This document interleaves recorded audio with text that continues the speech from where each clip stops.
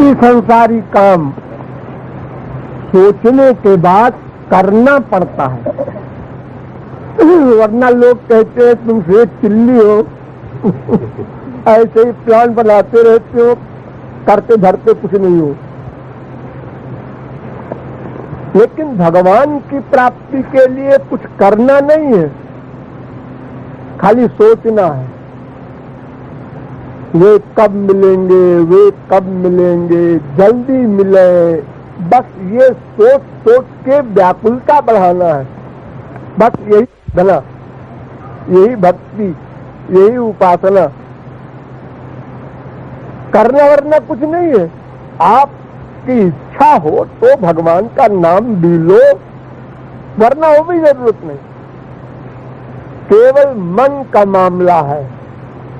इसीलिए शुरू में कह दिया लेखक ने, मन तेरो साचो यार। शरीर को नहीं कह रहा, मन को कह रहा। तो सोचो पिए प्यारी प्यार, सोचो जुगल बिहार, श्यामा श्याम के लीलाओं को, उनके मिलन को सोचो, चिंतन करो। बस तुम्हारा मन उनमें, उनकी लीलाओं में लीन हो जाए। और अगर कर्म करना चाहते हो तो ठीक है, वाणी से भगवान नाम लो, कान से सुनो, इंद्रियां दी है भगवान ने, उनका भी उपयोग करो, ठीक है, लेकिन वो उपासना नहीं है। केवल वाणी से भगवान नाम लिया, कान से भगवत विषय सुना, पैर से मार्चिंग करके चारों धाम मंदिरों में घूम आए, ये भक्ति नहीं है। ये सब रहे, कोई नुकसान नहीं है, लेकिन साथ में मन का लगाव होना चाहिए। असली चीज वो है।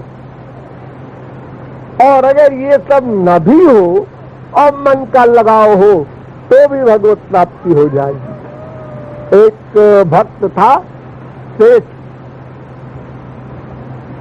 तो कभी वो न कीर्तन करावे, न कीर्तन में बैठे, न भजन करे, न जप करे, न पाठ करे, न पूजा करे। उसकी बीवी परेशान कि ये बूढ़े होने को आए और कुछ करते ही नहीं। एक दिन सपने में सो रहा था सेठ, सपने में उसने हाँ राधे कह दिया, निकल गया उसके मुख से, और बीबी ने सुन लिया। अब सवेरे बड़ी खुश बीबी है, उसने अपना ब्राह्मणों को बुला के भोजन कराना और दक्षिणा देना। सेठ जी ने कहा, अरे आज क्या है रे, न जन्माष्टमी है, न रामनवमी है, कोई त्योहार नहीं है, इतनी खुशी मना रही है, क्या बात है? उन्होंने कहा, अरे आज अब तो इतनी खुशी है हमको भी, क्या किसी त्योहार पे होगी। बहुत जिद किया पति ने, तो उसने कहा कि आज आपने हाँ राधे कहा सपने में, सोते समय।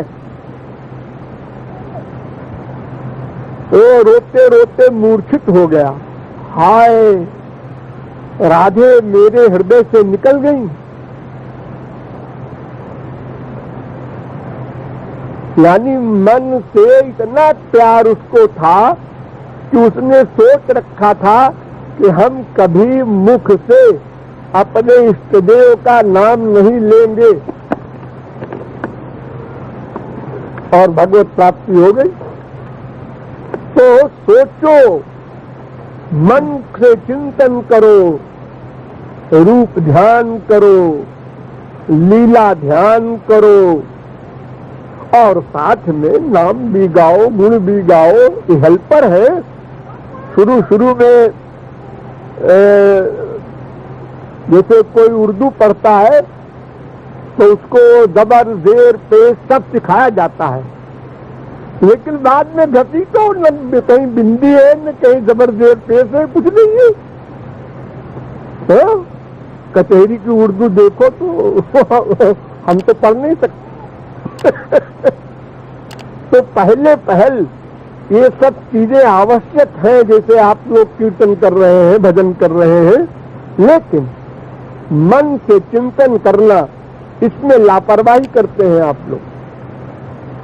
कीर्तन आधा घंटा किया, 1 घंटा किया, 2 घंटा किया, ठीक है, जो भी करो, साथ में किसका कीर्तन कर रहे हो उसको मन से बनाओ, सामने खड़ा करो।